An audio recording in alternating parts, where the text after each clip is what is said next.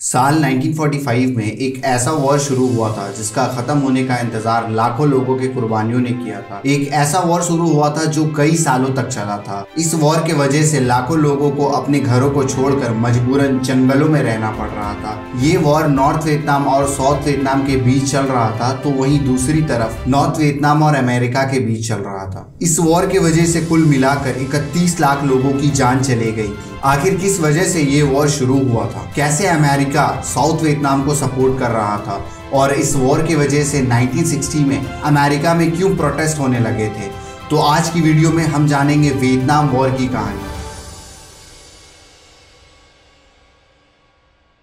आखिर क्या था Vietnam war? South east Asia का एक ऐसा देश जिसकी खूबसूरती देखने लाखों लोग जाते हैं, लेकिन वियतनाम में एक ऐसा वक्त था कि इसके सोल्जर्स जंगलों में दुश्मनों का मुकाबला कर रहे थे। दुश्मन वियतनाम के बच्चे, बूढ़ों और औरतों को जान से मार देते थे। इस वॉर में लगभग 20 लाख मासूम लोगों की जान चली गई थी, जिनका इस वॉर से कोई कनेक्शन नहीं था, और अप्रोक्सीमेटली 11 लाख सोल्जर्स भी मारे गए थे। सबसे इंटरेस्टिंग बात यह है कि इस वॉर के शुरू होने के पीछे कोई रीजन ही नहीं था, ना ही कोई पर्सनल, ना ही कोई पॉलिटिकल। ये वॉर सिर्फ मनमानी को पूरा करने के लिए अंजाम दिया गया था। इस वॉर में नॉर्थ वियतनाम अकेले साउथ वियतनाम और अमेरिका से लड़ रहा था। यहाँ पे आपके दिमाग में एक क्वेश्चन जरूर आता होगा कि आखिर नॉर्थ वियतनाम को अपने ही दूसरे हिस्से से क्यों लड़ना पड़ रहा था। इस चीज को समझने के लिए हमें इतिहास के पन्नों में दोबारा जाना होगा। वियतनाम का इतिहास 2700 साल से भी ज्यादा पुराना है। वियतनाम के लिए इंटरनेशनल मार्केट में खास चाइना रहा है। वियतनाम पे कई सालों तक चाइना ने हुकूमत किया, फिर वियतनाम आजाद हुआ,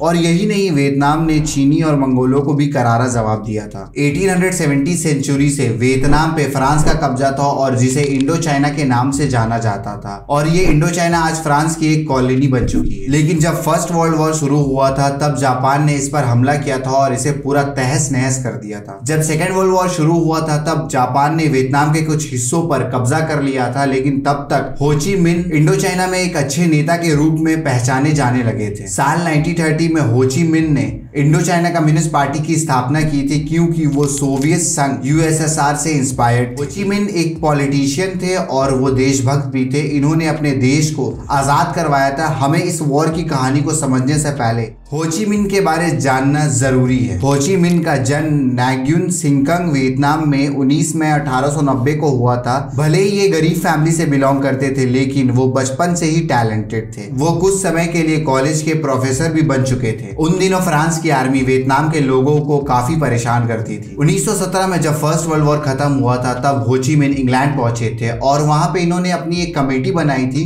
जिनकी मांगों ने वॉर सम्मेलन में तहलका मचा दिया था। हो ची मिन ने अपने देश के लिए कितनी कुर्बानियां दी थी ये उनके देश के बहुत कम ही लोग जानते थे, क्योंकि अक्सर वो फ्रांस के हमले के डर के वजह से बाहर ही रहते थे। 1923 से लेकर 1925 तक हो ची मिन ने कम्युनिज्म सीखा और वापस आकर अपनी एक कम्युनिस्ट पार्टी बनाई। लेकिन 1941 के आते आते वियतनाम के कुछ हिस्सों पर जापान का कब्जा था, तो वियतनाम के कुछ हिस्सों पर फ्रांस का कब्जा था। हो ची मिन के सामने दो चुनौतियां थी। एक तरफ उन्हें अपने देश को जापान से आजाद कराना था, तो दूसरी तरफ फ्रांस से। इसी मकसद से हो ची मिन ने 1941 में वियत मिन, जो कि वियतनाम का स्वतंत्र संगठन है, उसकी स्थापना की। उस वक्त हो ची मिन ने जापान पर निशाना लगाया और अमेरिका और चाइना से मदद मांगी, क्योंकि उस समय ये दोनों कंट्री जापान के दुश्मन थे। इन्होंने सोचा दुश्मन के दुश्मन को अपना दोस्त बना लिया जाए और जापान से लड़ाई शुरू कर दिया। इन तीनों देशों ने मिलकर जापान को करारा जवाब दिया और उससे विक्ट्री भी हासिल किया। इस चीज को देखकर फ्रांस ने अपने कदम को पीछे हटा लिया और यहीं से सारा खेल शुरू होता है। अब वियतनाम दो हिस्सों में बंट चुका था, साउथ वियतनाम और नॉर्थ वियतनाम। नॉर्थ वियतनाम को लीड कर रहे थे हो ची मिन, तो वहीं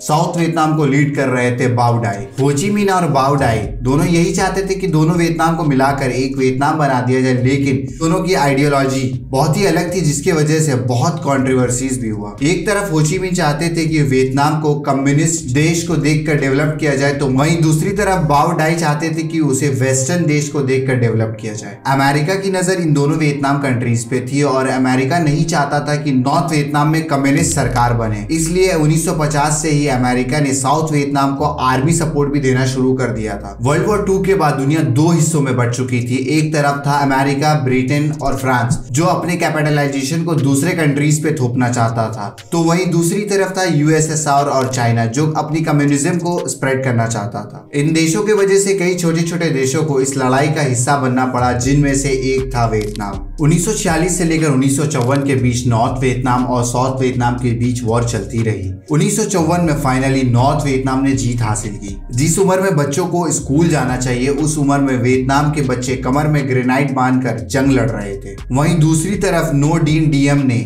अमेरिका की मदद से बाओ डाई की सरकार को गिराकर अपनी सरकार बना ली। यहाँ वियतनाम में जेनीवा साइन हो रहा था, तो वहीं दूसरी तरफ अमेरिका और यूएसएसआर के बीच कोल्ड वॉर छिड़ गया। अमेरिका के लिए यहाँ पे ये प्लस पॉइंट था, जो साउथ वियतनाम का प्रेसिडेंट था वो अमेरिका का खास था। इस वजह से अमेरिका साउथ वियतनाम को हथियार सप्लाई करती थी। उस वक्त अमेरिका के प्रेसिडेंट थे ड्विट डी एसेनहावर। अपने स्टेटमेंट में कहा था कि दक्षिण पूर्व एशिया में अगर वियतनाम कम्युनिस्ट देश बन गया तो एशिया में डोमिनो इफेक्ट शुरू हो जाएगा। डोमिनो इफेक्ट का मतलब ये है कि अगर किसी एक देश में कैपिटलिज्म की सरकार गिरेगी तो इसे देखकर दूसरे देशों में भी सरकार गिरनी शुरू हो जाएगी। अब अगर कैपिटलिज्म की सरकार गिरेगी तभी तो कम्युनिस्ट की सरकार आएगी, और यही चीज की डर अमेरिका को था। नो डीन डीएम को अब वेपन से लेकर सारी जरूरी चीज अमेरिका से मिलने लगी थी। फिर उसके बाद होना क्या था, जितने भी लोग हो ची मिन्ह के सपोर्टर जो साउथ वियतनाम में थे उन पर जुल्म होना शुरू हो गया, और देखते ही देखते 1 लाख से भी ज्यादा लोगों को जेल भेज दिया गया। इस अत्याचार के बारे जब नॉर्थ वियतनाम के लोगों को पता चला तो आंदोलन शुरू हो गया। कई लोगों ने तो इस प्रोटेस्ट को जारी रखने के लिए खुद को आग लगाकर खुदकुशी भी कर ली। लेकिन इन सारी चीजों से नो डीन डीएम को कोई भी फर्क नहीं पड़ा। नो डीन डीएम एक तानाशाही बन चुका था, और 1954 में जब वियतनाम को एक करने के लिए जो चुनाव होने वाला था उसने उसे भी रद्द करवा दिया था। जैसे ही चुनाव रद्द की खबर हो ची मिन्ह को मिली तो उन्होंने इस चीज के लिए आवाज उठाने की ठान ली, क्योंकि साउथ वियतनाम में वियत मिन्ह और कम्युनिस्ट पार्टी के लोग भी रहते थे, जिन पर नो डीन डीएम के सोल्जर्स काफी जुल्म कर रहे थे, उन्हें मार रहे थे।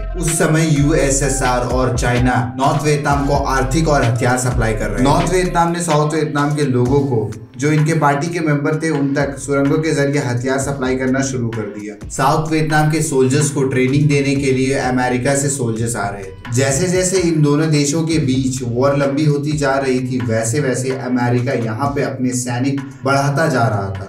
1962 तक 90,000 से भी ज्यादा अमेरिकन सोल्जर्स वियतनाम पहुंच चुके थे। वहीं दूसरी तरफ वियत मिन्ह के मेंबर ने साउथ वियतनाम के नाक में दम करना शुरू कर दिया था, क्योंकि उन पर नॉर्थ वियतनाम का पूरा सपोर्ट था। अमेरिका ने नॉर्थ वियतनाम के जंगलों को खत्म करने के लिए ऑपरेशन रैंच हैंड शुरू किया। इस ऑपरेशन का यही मकसद था, जो वियतनाम के सोल्जर्स जंगलों में छुप कर लड़ते थे वो छुप ना सके, उन तक खाने की चीजें और हथियार सप्लाई ना हो सके। और ये ऑपरेशन करवा रहे थे उस समय अमेरिका के प्रेसिडेंट जॉन कैनेडी। मार्च 1965 में अमेरिका के प्रेसिडेंट जॉनसन ने ऑपरेशन रूलिंग थंडर की शुरुआत की। इस ऑपरेशन के तहत वियतनाम में कंटिन्यूअसली 3 सालों तक बमबारी चालू करने का मिशन शुरू किया गया। वहीं दूसरी तरफ अमेरिका ने 50,000 से भी ज्यादा सोल्जर्स वियतनाम में उतारा। वहीं जहां पे नॉर्थ वियतनाम के सैनिक जंगलों में लड़ रहे थे, अमेरिका ने उन पर हवाई जहाज से बमबारी करना शुरू कर दिया, जिसमें कई लाख सैनिकों की जान चली गई। नवंबर 1965 में वियतनाम के लादरन घाटी में 300 अमेरिकी सैनिक को मार दिया जाता है और सैकड़ों सोल्जर्स घायल हो जाते हैं, जिसके बाद 1967 तक अमेरिका ने अपने सोल्जर्स का वियतनाम में 5 लाख तक कर दिया था। नॉर्थ वियतनाम के सैनिकों का पल्ला भारी था, क्योंकि वो सुरंग में छुप कर हमला करते थे। इन सारी हदों को पार करते हुए अमेरिका ने वियतनाम पर केमिकल वेपन्स यूज करना शुरू कर दिया था। अमेरिका ने वियतनाम के जंगलों पर नेपॉन केमिकल को यूज करना शुरू कर दिया था, जिससे जंगलों में तुरंत आग लग जाती थी। और दूसरा था एजेंट ऑरेंज केमिकल, जिससे पेड़ के पत्ते तुरंत झड़ जाते थे। अमेरिका ने इन सारी चीजों का इस्तेमाल इसलिए किया था ताकि वियतनाम के सैनिक इन्हें हवाई जहाज से दिखाई दे और उन्हें वो आसानी से मार सके। अमेरिका के व्हाइट हाउस के सामने लोग प्रोटेस्ट करने लगे इस वॉर को रोकने के लिए, और जिसे देखते हुए सरकार ने नोटिस जारी किया कि बस कुछ ही दिनों में हम वियतनाम को हरा देंगे। अब वियतनाम हारने की कगार में है। जिसके बाद 1968 में जेट ऑफेंसिव शुरू हुआ, जिसमें नॉर्थ वियतनाम के लोगों ने रातों रात साउथ वियतनाम पर हमला किया था, जिसमें अमेरिकन एम्बेसी को भी बर्बाद कर दिया गया था, जिसमें बहुत सारे अमेरिकन सोल्जर्स भी मारे गए थे। और इस वॉर ने अपनी बाजी पूरी तरीके से पलट दी थी। इस घटना के बाद उन्हें ये लगने लगा था कि हम ऐसे ही लड़ते रहे तो अमेरिका को भी हरा सकते हैं। जिसके बाद 1968 में टेट ऑफेंसिव की शुरुआत हुई, जिसमें रातों रात नॉर्थ वियतनाम के लोगों ने साउथ वियतनाम पर हमला किया, जिसमें अमेरिकन एम्बेसी को भी बर्बाद कर दिया गया और जिसमें बहुत सारे अमेरिकन सोल्जर्स भी मारे गए थे। और इस वॉर ने तो पूरी बाजी ही पलट दी थी। इस घटना के बाद उन्हें ये लगने लगा था कि हम अगर ऐसे ही लड़ते रहे तो अमेरिका को भी हरा सकते हैं। और ये टेट ऑफेंस बस एक दिन का ही नहीं था, 120 रातों को ये घटना को अंजाम दिया गया और जिसमें से 5000 से भी ज्यादा अमेरिकन सैनिक मारे गए इसमें। और ये Tet offensive most turning point रहा नॉर्थ वियतनाम के लिए। टेट ऑफेंसिव मूवमेंट के बाद वियतनाम पे अमेरिका की पकड़ कमजोर होने लगी थी, जिसके बाद अमेरिका में अमेरिकन सोल्जर्स को वापस बुलाने के लिए और इस वॉर को रोकने के लिए प्रोटेस्ट और भी बढ़ गया और ये प्रोटेस्ट ताबड़तोड़ पूरे अमेरिका में फैल गया। अमेरिका के लोगों को इनकरेज करने के लिए अमेरिकन सोल्जर्स ने 1968 में वियतनाम के एक गांव पर हमला किया, जिसमें 535 मासूम लोगों की जान चली गई थी, जिनका इस वॉर से कोई कनेक्शन नहीं था। और उसके बाद नॉर्थ वियतनाम के सारे लोगों ने मिलकर इस जंग को लड़ने की ठान ली। वो अमेरिकन सोल्जर्स को चुन चुन कर मारने लगे। अमेरिका का माहौल और भी खराब हो गया था। अमेरिका के गवर्नमेंट पर लोगों को प्रेशर बढ़ने लगा। अमेरिका में वॉर को रोकने और सोल्जर्स को वापस बुलाने का नारा बुलंद होने लगा। 700 से भी ज्यादा अमेरिकन सोल्जर्स ने अपने मेडल्स को व्हाइट हाउस के सामने फेंक दिया। उस वक्त अमेरिका में यह रूल था कि देश के हर नौजवान जब अमेरिकन सोल्जर्स की नीड होगी तब उसमें शामिल होंगे। लेकिन जिस तरीके से वियतनाम में अमेरिकन सोल्जर्स को मारा जा रहा था, उसे देखकर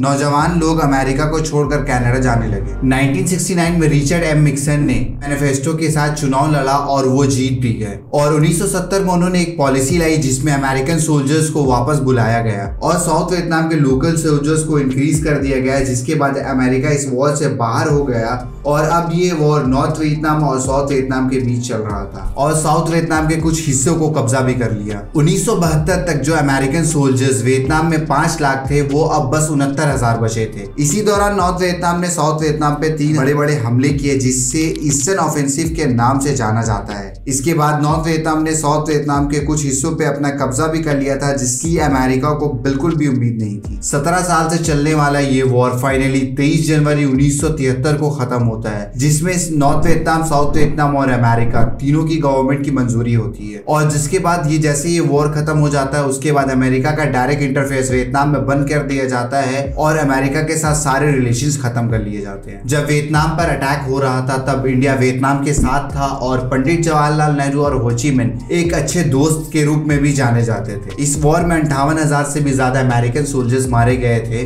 और इस वॉर में अगर ओवरऑल डेड काउंट की बात करें तो 31 लाख की थी, जिसमें से 20 लाख आम लोग थे जिनका इस वॉर से कोई कनेक्शन नहीं था और उनमें से 11 लाख सैनिक भी थे जिन्होंने इस वॉर में अपनी जान गंवाई थी। सो गाइस, ये थी वियतनाम वॉर की कहानी। आई होप आप सबको पसंद आई होगी एंड अगर वीडियो पसंद आई तो चैनल को like, share and don't forget to subscribe us.